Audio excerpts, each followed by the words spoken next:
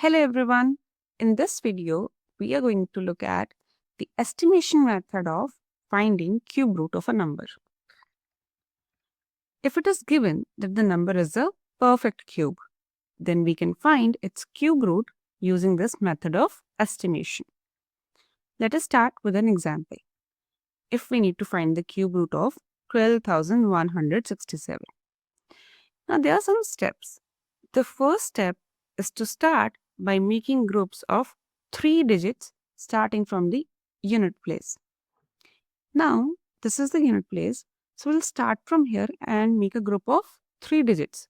So, the first group will have 167 and the second group will have the leftover, which is 12. Now, this first group is going to give us the unit digit of the cube root. First group, that is 167, will give us the units digit of the cube root. Since 167 ends with 7, its cube root ends with 3. So the units place of the cube root will be 3. Now, how do we quickly find this out, that if a number ends with 7, its cube root is going to end with 3? So let us first look at this. Here's a table where we have cubes of numbers from 1 to 10. Now you'll see that if a number ends with 1, its cube root is ending with 1. If a number ends with 2, this is a number ending with 2. Its cube root ends with 8. Right? Now, because a cube root of 512 is 8. So if a number ends with 3, which is this number, its cube root ends with 7. If a number ends with 4, its cube root is ending with 4. If a number ends with 5, its cube root is ending with 5. If a number is ending with 6, its cube root is ending with 6. If a number ends with 7, its cube root ends with 3.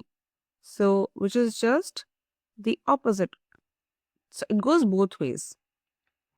If a number ends with 8, its cube root ends with 2. So, once again, this also goes both ways. Now, if a number ends with 9, its cube root ends with 9. And lastly, if a number ends with 0, its cube root ends with 0. So now using this, we can call it sort of a shortcut. It's quite easy to now remember this, that for all numbers other than 2, 3, 7, 8, the numbers and their cube roots end with same digits. Only for 2, the cube root ends with 8 and vice versa. And for a number ending with 3, its cube root ends with 7 and vice versa. So you just have to remember these pairs. 2, 8, 3, 7. As for all other numbers, their cube root is going to end with the same number. Let's proceed with our example here now. So since this ends with 7, its cube root ends with 3. Next step. For the second group, find the greatest number whose cube is less than or equal to the number in the second group. That will become the 10th digit of the cube root.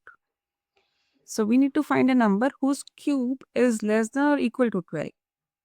Cube of 1 is 1, which is way too smaller. Cube of 2 is 8. And cube of 3 is 27. Now 27 is bigger.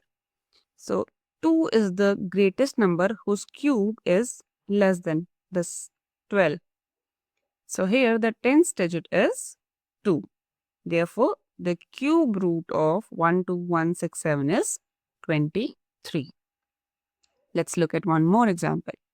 We need to find the cube root of 91125. So the first group is 1 to 5. The second group is 91. Since this ends with 5, can you recall its cube root is going to end with? Correct, 5. Now, the second group is 91. So 2 cube is 8. Cube of 3 is 27. Cube of 4 is 64. But cube of 5 is 125. This is greater than 91. So 4 is the greatest number whose cube is less than 91. So the 10th digit is 4. Therefore, the cube root of 91125 is 45.